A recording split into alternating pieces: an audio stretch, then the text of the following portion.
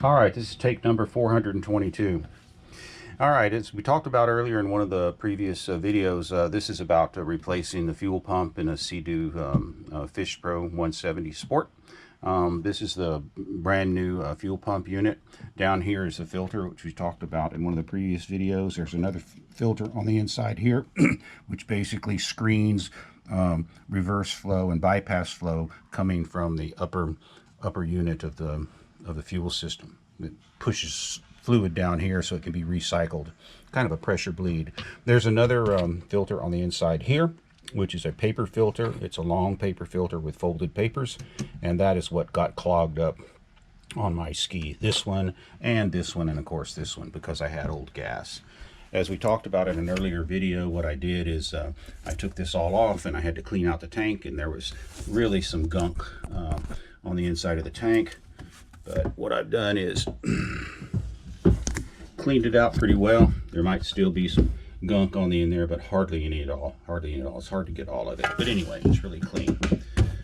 So what we're going to do is we're going to show how to fixture this in and show some other things too. Before we get to that, I want to show you, this is the old seal, which mounts right in here, and it seals the pump unit. And you can see this one, this is an old one, the one that came out. It's got about 150 hours on it. And compared to the new one, which is this one here, the old one is really a lot stiffer. You can tell that it's stiff. And the manual says to replace the seal itself, the gasket itself. Don't reuse it, use a new one. And after getting the new one, I can see why. The new ones and these seals have these feathered edges on them, and what you can see is these feathered edges are very pliable on this one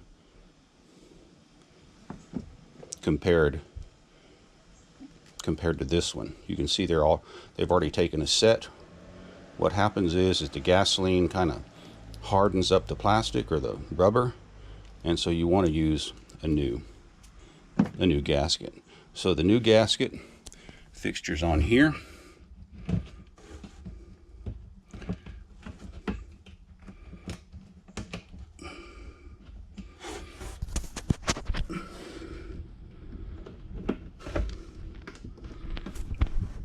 And it really is a size-on-size fit. They made it exactly the way they wanted it to. Now you'll notice I have a mark here. I put some mark on here with white fingernail polish. That's an indexing mark so that I can index the nut. You can see this mark lines up with the beginning of the thread. If you don't line up these threads pretty much exactly, it's hard to put the nut on. Sometimes a fuel makes this a little bit wonky and it doesn't fit right, and you'll have a devil of a time if you don't index properly. This is another index mark that is used when you fixture the actual pump itself. So we're going to sit the pump down on the inside there, and what I'm going to do is before I do that, I'm going to put maybe some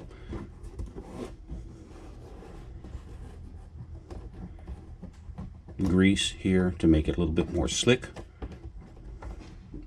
or some lithium or something.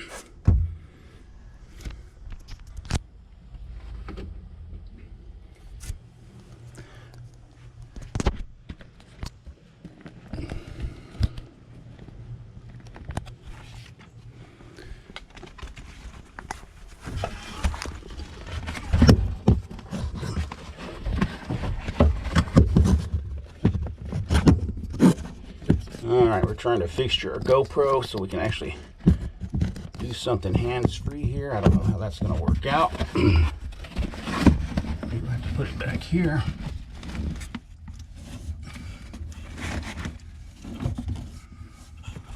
Well, maybe not.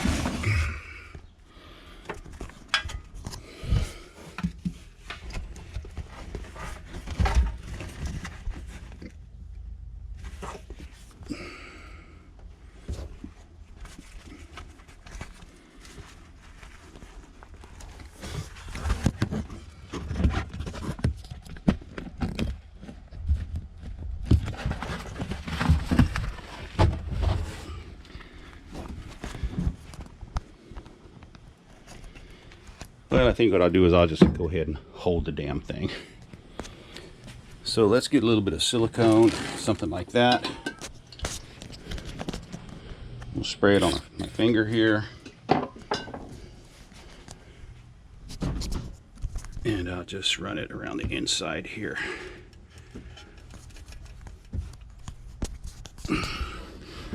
Just bear with me. I'm not a perfect video maker.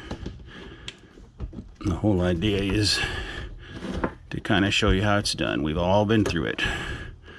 We'll leave the professional video editing to the other guys. Okay.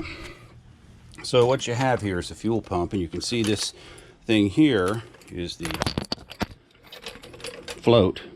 And what you have to be careful of is when you put your fuel pump in, don't just or take it out, don't just yank this out. You have to put it in and take it out very carefully. So let's go ahead and show you how that's done.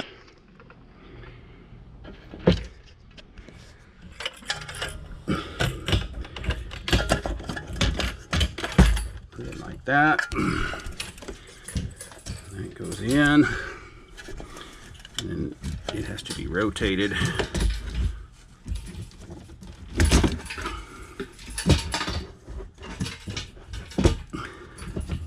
Rotated like that. This thing goes over here like this. That's your fuel discharge, and then we hook things up here. All right. So you'll see right here, there's an arrow, believe it or not, on this casting or this plastic housing. That arrow is supposed to line up with this mark right down here.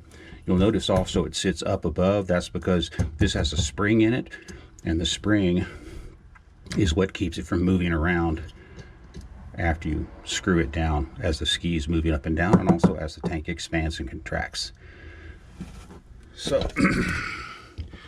what we're going to do now is take this nut with this special nut fixturing piece and go ahead and try and screw it down. What I found was that the tank deforms just a little bit as a result of use, and so the threads are somewhat difficult sometimes to engage. You'll see there's a white mark on here, and there's also a white mark right there.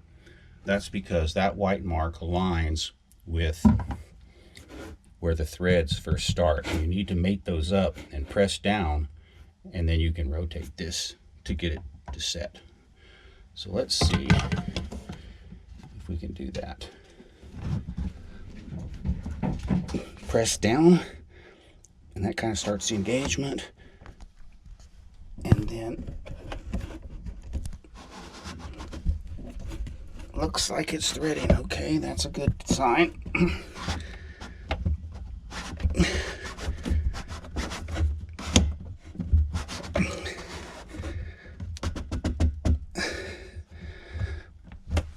And then you can go ahead and use your tool and tighten it up to the right torque spec.